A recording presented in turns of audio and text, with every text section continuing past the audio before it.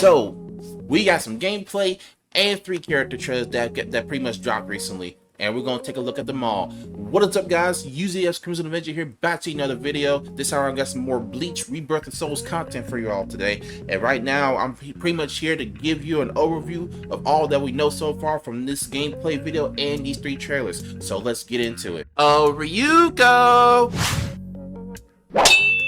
So pretty much I jot down some notes on everything they pretty much gone through in the video in case like most of you missed it. So here we go. Alright. Cut down the opponent's reishi. The reishi serves as the health in this game, represented by the reishi gauge, as you can see right here. The bar that's underneath it is your guard gauge. The more hits you take while blocking, the more meter decreases, and eventually your guard will be broken if you try to block throughout the whole match. Breaking the opponent's CHOKKAKU. The CHOKKAKU serves as the stocks in this game, while with both players having none from the start. So with this game having stocks, it already gives off a familiar feeling just like Smash Brothers. Turn the tide of battle. Your spiritual move serves as your special moves, allowing you to deal more damage. The ES gauge is capped at 150 SP. Each SP move seems to cost 50 of your SP to use. Huh. Now I really think about it, it does feel that way though, since like 50 though? I thought it would cost more like 25, but it can be filled up by attacking but not receiving damage. I may have to look more into it. I could have sworn I saw the gauge filled up when Ichigo was not really attacking earlier. Looks like reverse action will allow the gauge to fill up faster on its own. You'll be able to use reverse action for attacking, while flash step is used for defending. Evolve mid-battle via evolution. The fire spirit gauge is located under the character portrait. The gauge begins to fill once your CHOKKAKU is lower than your opponent's, allowing you to literally turn the tide of battle. The evolution gauge decreases during your evolved state. Awaken. This is shown to be your chance to change fate and win the battle once your CHOKKAKU is down to 2. Reawakening. As of now, the methods of triggering the state is unknown. Uryu and possibly Ichigo are shown to have these. We'll get more into that as soon as we get to the character trailers, which is right now.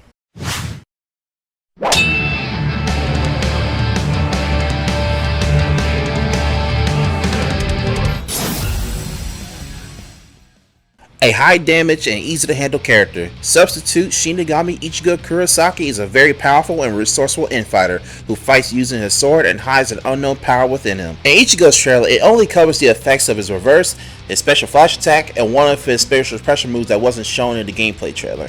Ichigo's reverse action affects him by giving him various elements, like a boost in his basic performance, change some moves, and increase the damage of his own Kikon move. Wait a minute.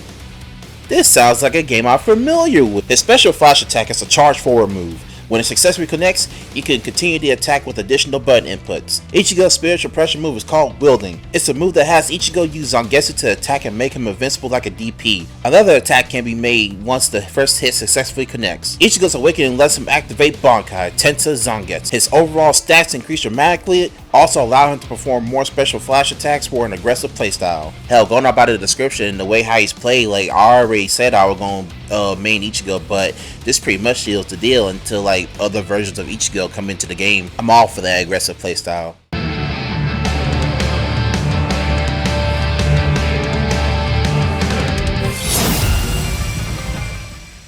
With strong restraint and an array of abilities for many situations, Lieutenant of Squad 13 Rukia is a kind-hearted soul reaper with an old-fashioned way of speaking. She has plenty of resources to adapt to her opponents in battle. Rukia's trailer pretty much covers her signature move and both her spiritual pressure moves and her awakening. Rukia uses Hado and Kido spells within her moveset. Hado number 31, CHOKKAKU, has Rukia shoot out 3 fireball projectiles. This will allow her to create or extend combos, with each fireball being more powerful the longer you hold the input for it. Her first spiritual pressure move is Hado number 4, Byakurai. The moves release while stepping backward, making Rukia momentarily invincible, allowing her to punish the attacks as shown here how Renji himself gets punished. I'm not gonna lie, the way how this animation looks on Rukia, it reminds me of the evasive skills of Dragon Ball Xenoverse.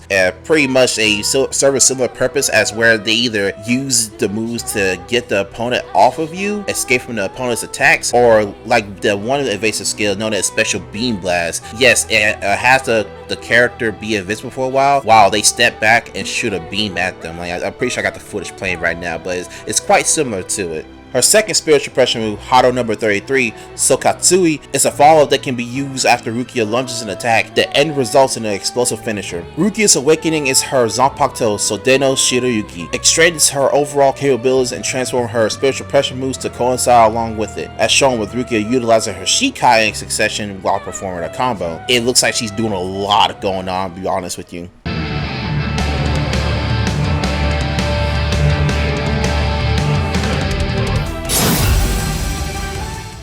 A proud Quincy who pierces his enemies using a variety of long-range attacks. Uryu Ishida is a fighter who is strong with range attacks that can be performed unilaterally to keep opponents at bay.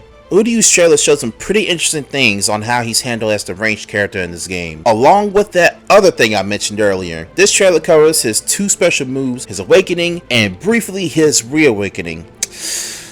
Holy shit. I have some thoughts on that one. For his spiritual pressure move, he fires a Quincy arrow forward. Once connected, he advances forward to the opponent using Hiden Kyaku, and that does a follow-up that fires more arrows. His second spiritual pressure move, Seal Schneider, allows Uryu to absorb an opponent's attack and fires back a powerful attack of his own. Unlike the other characters that we know of so far, their moves pretty much make them invincible. Uryu takes a parry stance and then counters the opponent. That's something I could try to see people who play this character gonna try to spam the move with, but I don't think it's gonna be that easy. As when Uryu goes into this parry stance, it pretty much leaves him in a wide opening in case he does whiff. Because if he whiffs that, then he's not really gonna benefit from that move being abused much. His awakening is Ronso Tengai. By activating it, Uryu enhances his damage output and the amount of spiritual power he can acquire, making it easier to use his first spiritual pressure move. What do you mean by making it easier? Is it hard to already utilize his spiritual pressure move? Will he not have enough spiritual pressure gauge to use? Huh, interesting. Now for the meat and potatoes of the video, the reawakening. Like, by going off about the footage alone, this makes it look like an ultimate finish move, because right now is at the point where I start thinking and asking the questions. With the reawakening, like, how do we trigger it? How is it triggered? Is it a low health cost thing? Because like with Uryu's doing it, like they don't really go into detail or show much. It's just pretty much Uryu activating his reawakening, his Lich Steel is what it's called. And pretty much it just goes into a cutscene of him, you know, pretty much performing a finishing move.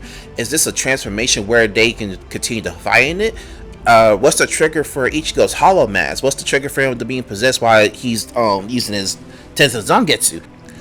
That's something I mean like me and other people that's talking about this. That's something that's gonna be on our minds for a good minute. Like, especially for me, like I'm really thinking about this, because I have no clue. Hopefully they'll go in more detail about it when they either drop a next character trailer or drop another gameplay trailer, which I'm really looking forward to. But alright guys, I'm going to go ahead and end this video here. If you enjoyed this video, please leave a like, and if you're new here, be sure to subscribe for more Bleach Rebirth of Souls content, which I will be showing up more and provide for you all. And without further ado, this video I'll end it here. This is UZXCrimsonAvenger, and don't lose your way. Peace.